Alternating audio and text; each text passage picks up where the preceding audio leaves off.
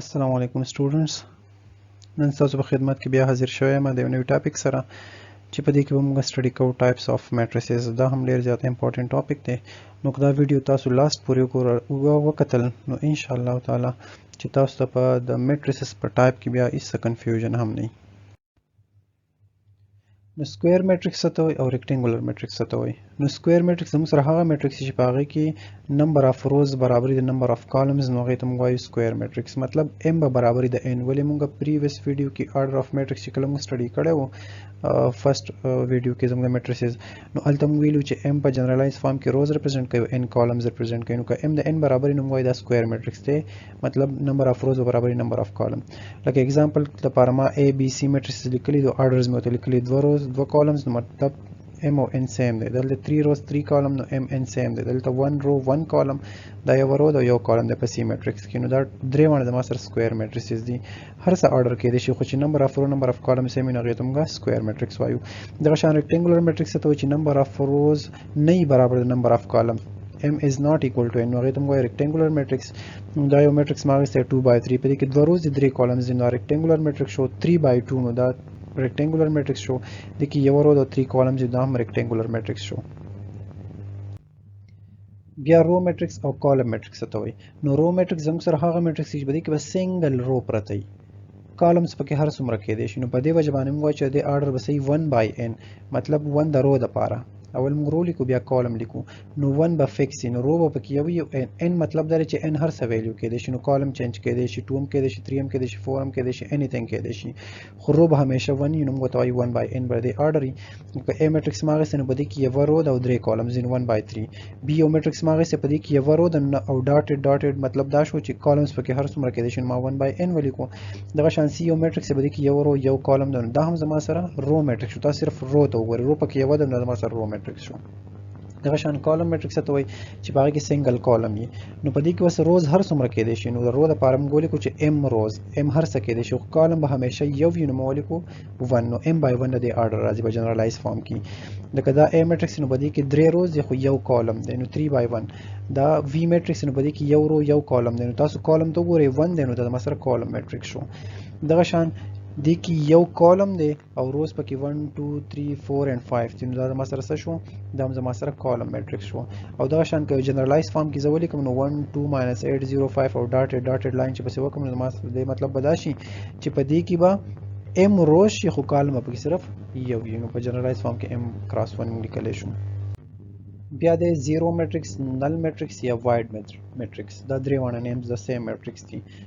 بوک کې زیاتره زیرو میټریکس یوز کیږي. نو داسې میټریکس چې د هغې ټول انټریز زیرو وي، ټول ایلیمنټس یې زیرو، هغې ته موږ زیرو میټریکس وایو، او دا ډینوټ کیږي په او سره. نور نارمل میټریکسز چې کوم دي میټریسز هغه په ا بي سی ډي سره ډینوټ کیږي، لکه سکویر که ریکټنګولر هغې ته ا بي سی تاسو ویلی شئ، خو زیرو میټریکس په همیشه په او سره ډینوټ کوئ. دغه شان دا سکویر هم کېدی شي او ریکټنګولر هم کېدی شي، روز او کالمز یې سیم راتلی شي او روز کالمز یې ډیفرنٹ هم راتلی شي، نو سکویر هم کېدی شي ریکټنګولر هم کېدی شي. لکه دلته ما اگزامپل لیکلی دی چې یو میټریکس که تاسو زیرو میټریکس ډینوټ کوئ نو او 2/3 مطلب دا شو چې زیرو یو میټریکس ولیکه او 2 روز او 3 کالمز پکې انکلوډ کا، څنګه چې دلته ما لیکلی دی. دا زما سره زیرو میټریکس دی چې په دې کې 2 روز او 3 کالمز دي، دا ریکټنګولر ټایپ شو. دغه شان دا زیرو میټریکس په دې کې یو کالم دی او 3 روز دي، نو دا 3/1 شو، دا هم ریکټنګولر میټریکس شو. دغه شان دلته ما زیرو میټریکس اخیستی نو په دې کې 2 روز او 2 کالمز دي، دا یو سکویر والا ټایپ شو، نو سکویر هم کېدی شي ریکټنګولر هم کېدی شي. دا زیرو میټریکس بالکل دغه شانتي کار کوي څنګه چې په ریل نمبر کې زیرو څنګه کار کوي. لکه لیټ سپوز 2 سره یو نمبر دی او دې سره تاسو 0 ایډ کوئ، یا 2 + 0 وکئ یا 0 + 2 وکئ، خو انسر به همیشه سره راځي 2 به راځي، انسر به همیشه 2 راځي. نو دې زیرو ته موږ وایو ایډیټیو آیډنټیټي په ریل نمبر کې. نو دغه شان په میټریسز کې هم موږ وایو که تاسو a + 0 وکئ او که 0 + a وکئ، خو همیشه به انسر هغه a میټریکس واپس راځي. مطلب چې سم میټریکس تاسو ایډ کوئ د او میټریکس سره، د زیرو میټریکس سره، نو واپس په هغه میټریکس په خپل باندې راځي. نو مطلب دا شو چې دا زیرو میټریکس ایز ا ایډیټیو آیډنټیټي کار کوي په میټریسز کې. دغه شان څنګه چې په ریل نمبر کې تاسو 0 د چا سره ملټیپلای کوئ، که 2 × 0 کوئ او که 0 × 2 کوئ، نو انسر به همیشه تاسو سره سره راوځي انسر به همیشه تاسو سره 0 راوځي نو مطلب دا شو چې په میټریسز کې هم که تاسو A ملټیپلایډ بای 0 میټریکس کوئ یا 0 ملټیپلای بای A میټریکس کوئ نو انسر به همیشه تاسو سره 0 میټریکس واپس ملاويږي تاسو ته انسر کې اوس دا ملټیپلیکیشن چونکې موږ لا فلحال نه دی ویلې نو دا 0 میټریکس په کم ډایمنشن والا راوځي کم آرډر والا راوځي هغه فردر موږ ته بیا پته ولګي او هر سره راتلی شو انسر به همیشه آرډر هر سره راتلی شو انسر به همیشه 0 میټریکس وي ډایګنل میټریکس وسته وي نو دې کې سټوډنټس ډیر زیات کنفیوژن دا سمپل دی مالیکل at least one element in the main یا principal diagonal is non-zero and all elements above and below main diagonal must be zero اول پیج نو مین ډایګنل څه ته وایي په دې ډیفینیشن کې دا وایي چې په مین یا پرنسپل ډایګنل کې وساو سره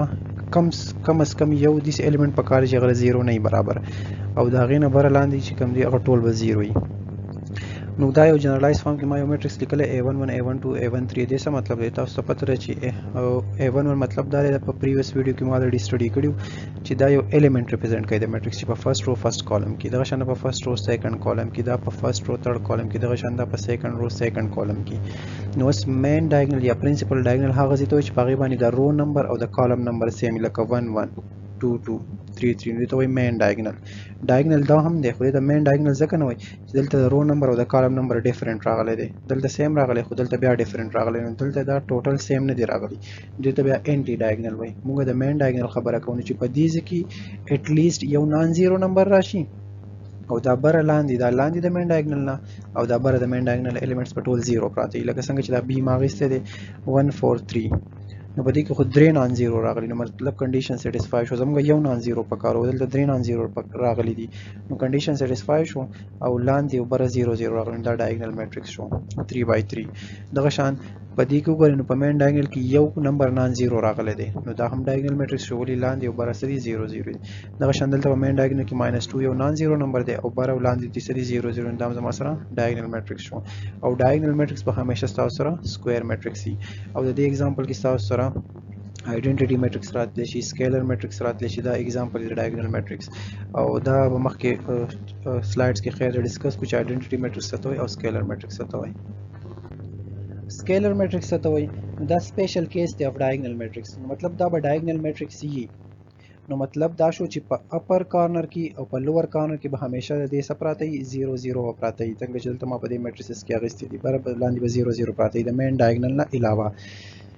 خو په مین ډایګنل چې کوم الیمنټس راځي دا به ټول سیم وي نو دا سپیشل کیس شو د ډایګنل میټرکس چې کله په ډایګنل میټرکس کې د مین ډایګنل ټول الیمنټ سیم شنو هغه ته به موږ وایو سکیلر میټرکس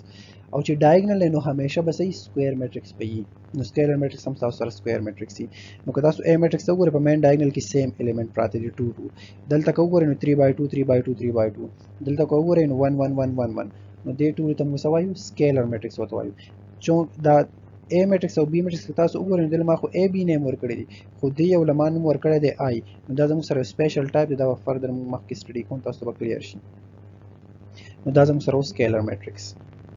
آیډنټیټي یا یونټ میټرکس دا وسته وایي څنګه چې پریویس ویډیو کې پریویس سلایډ کې تاسو ته ما وویل چې دا یو سپیشل ټایپ وو نو دا هم تاسو سره د آیډنټیټي یا یونټ میټرکس تاسو سره ډایګنل میټرکس نو چې ډایګنل میټرکس نو همیشه به سکوير میټرکس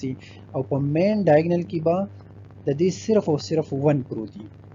نو چې کله د سکیلر میټرکس په مین ډایګنل کې صرف او صرف 1 راشي نو هغه ته به موږ وایو آیډنټیټي میټرکس یا یونټ میټرکس او ډینوټ کیږي په آی سره څنګه چې 0 میټرکس په او سره ډینوټ کیږي نو آیډنټیټي میټرکس په همیشه په آی سره ډینوټ کیږي که تاسو د سیم ډینوټ کولای شئ کلاس ولې I3 یا ولیکئ I2 یا ولیکئ I4 یا ولیکئ I5 نه دی مطلب بدای چې یو آیډنټیټي میټرکس چې پاکه 3 روز 3 کالمز دي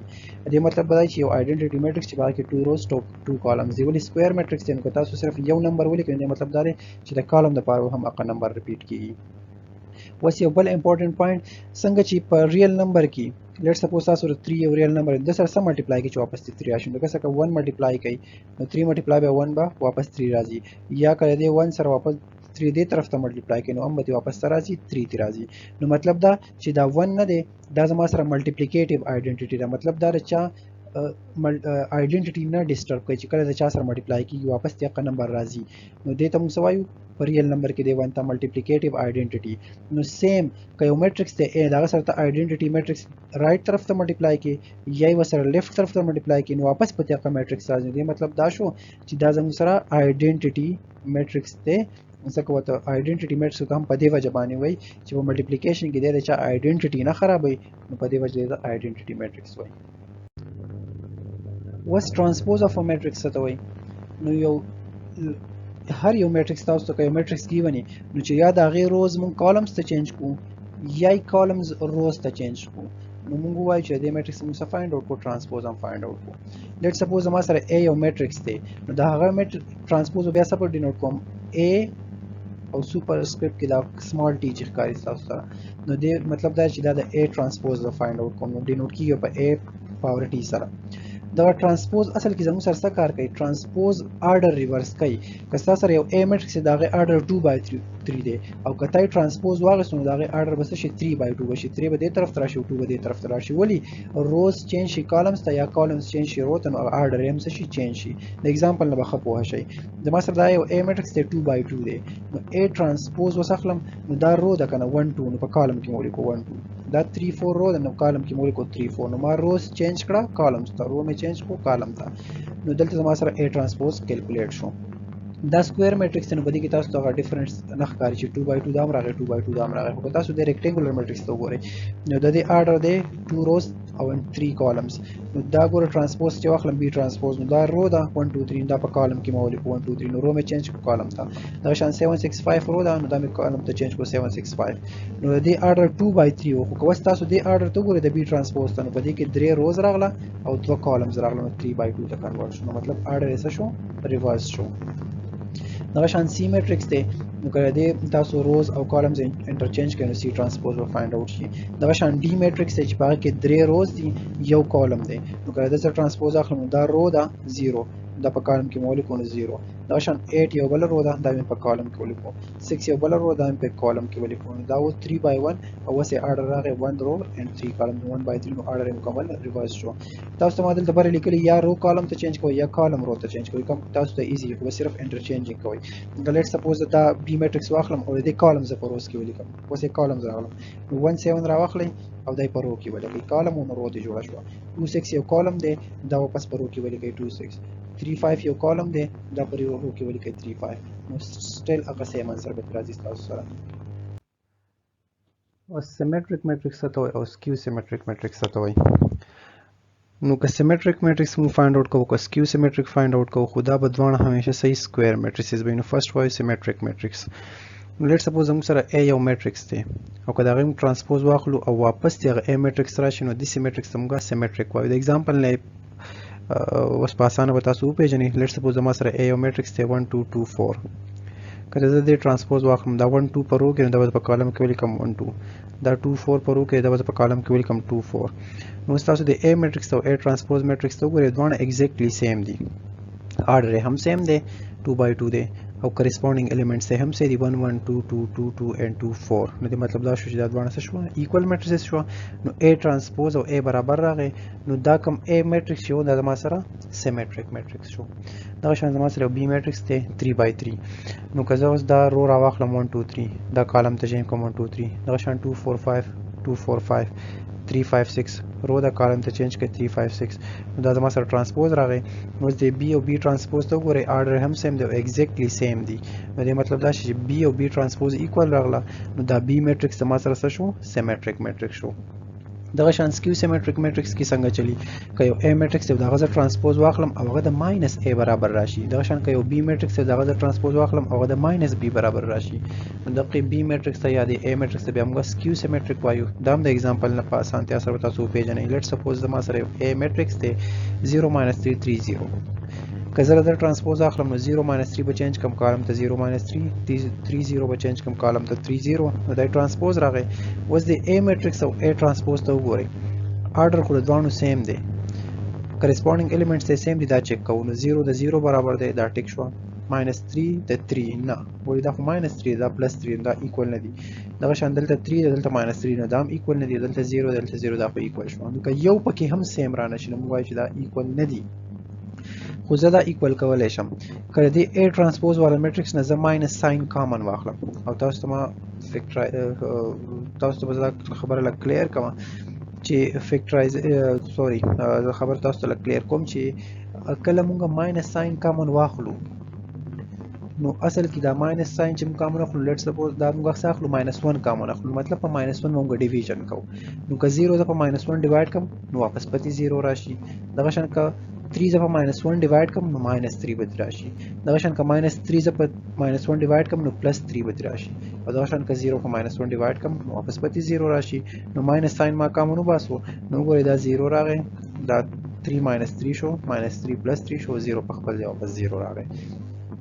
نو خبرې مطلب دا چې ماینس ساین تاسو کامن کله واغېستو نو چې کم پلس یې هغه ماینس ته چینج کوي کم چې ماینس هغه پلس ته چینج کوي اوس یې چیک کوي دا میټرکس ته چا برابر دی دا میټرکس په اصل کې A میټرکس لیکلی شوی دی که نه یعنې دا میټرکس وګورئ دا د A برابر نو دې میټرکس په ځای زه واپس لیکلی شم A لیکلی شم او ماینس ساین په خپل ځای شو نو A ترانسپوز برابر راغی د -A نو مطلب دا شو چې دا A میټرکس چې کوم کیږي نو دا زموږ سره سکیو سیمیټریک میټرکس شو نو امید لرم چې تاسو ته به دا Skew-Symmetric او Symmetric clear شوي او دا ټول types of matrices موږ study کړه نو ان شاء الله چې څه confusion به پکې نه وي بس او که still تاسو confusion تاسو comment section کې زمانه تاسو کولای شئ thank you